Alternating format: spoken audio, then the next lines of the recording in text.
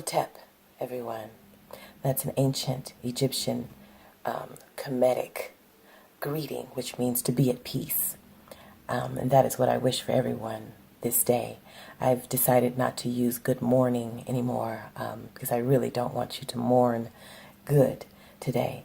That's an assumption that something's going to make you sad today. So mourn goodly. We have to really watch our words. We have to really watch our words because they do cast spells upon us. That's why we teach our children how to spell at an early age and how to write curses or cursive. So it's all in the words. And really when you get into lexigramming and etymology, you really get to see how a lot of this stuff is symbolic and it really tells you about itself. So today I wanted to share with you about thoughts. I had this thought about thoughts. I'm really understanding more and more that our thoughts don't matter. It's not our thoughts that matter. Thoughts run through us like water.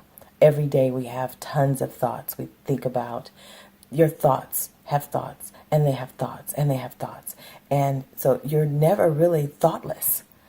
So our thoughts don't matter. They truly don't. It is the feelings that we have about the thoughts that matter, that materialize. So saying a thought doesn't matter means that thoughts don't materialize. However, the feelings that we have about the thoughts are what materialize. That's what brings things into fruition. So you can have a thought all day long about, I'm fat. That would be the one. I'm fat. That's such a common one that so many of us have, I think, in this society. Or something about our body. It's not the thought itself. The thought is like I say, it's like water.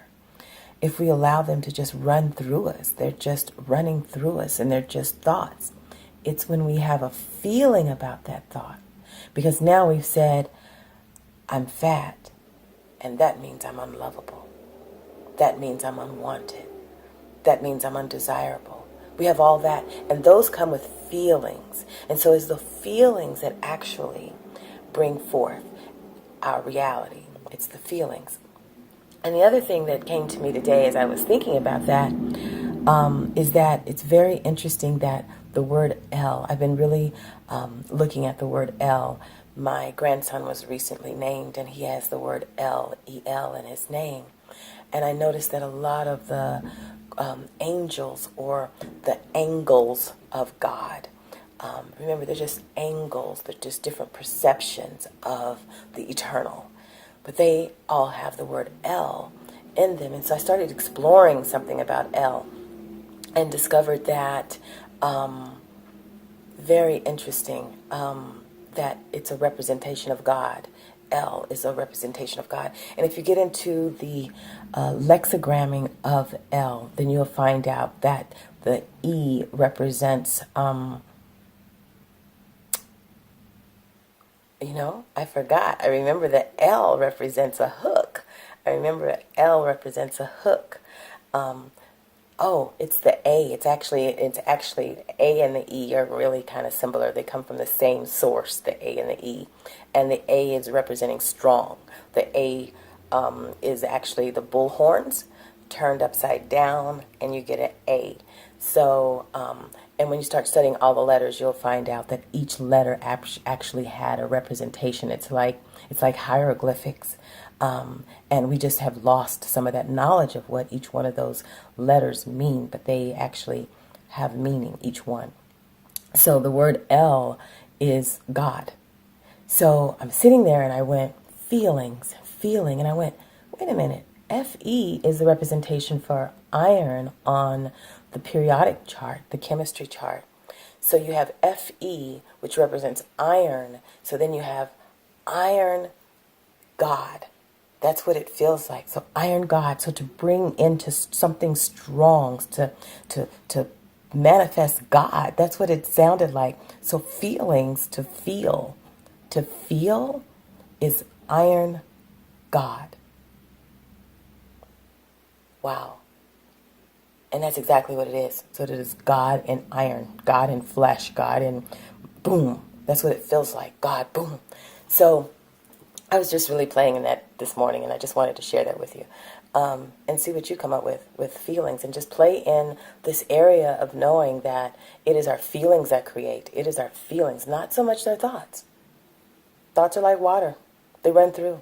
If you didn't have any feelings attached to the thoughts, nothing would materialize. None of your thoughts would materialize. So forgive yourself for your thoughts. You know, forgive yourself for your thoughts, because actually what's causing the complication is the thought that you're having about having that thought. You know, a lot of times we allow ourselves to feel guilty or mad or I can't believe I had that thought, you know, and now we're sad and now we're a bad person because we had that thought. And it's like, no, it's just a thought. So forgive yourself, give yourself a blanket forgiveness then for all the thoughts that you've ever had that you consider, quote, negative, you know, that you consider harmful. So really bring that in and just allow yourself to really forgive yourself for the thoughts that you've had in the past regarding other people, other things, yourself. Just forgive yourself for all of that and allow yourself to just be. And know, there's a bug in here and it's bothering me. Know that you're amazing. The fact that you're here on this planet, you are amazing. I just can't even get over that. It's just, if you really knew who you were, if you really knew who you were, if you really knew how I could see you, how I see you as this light being, just the fact that you're here on this planet, it's incredible that you're here at this time. Because we're in some amazing times, y'all. This is some amazing times. So allow yourself, once again, to feel. Feel what you want to feel. Feel it. And feeling is a choice. And I'll talk some more about that in another video. In the next video, I'll talk more about the choice of feelings and how we can shift ourselves into feeling what we want. All right. Y'all have a good day. Take care. Peace.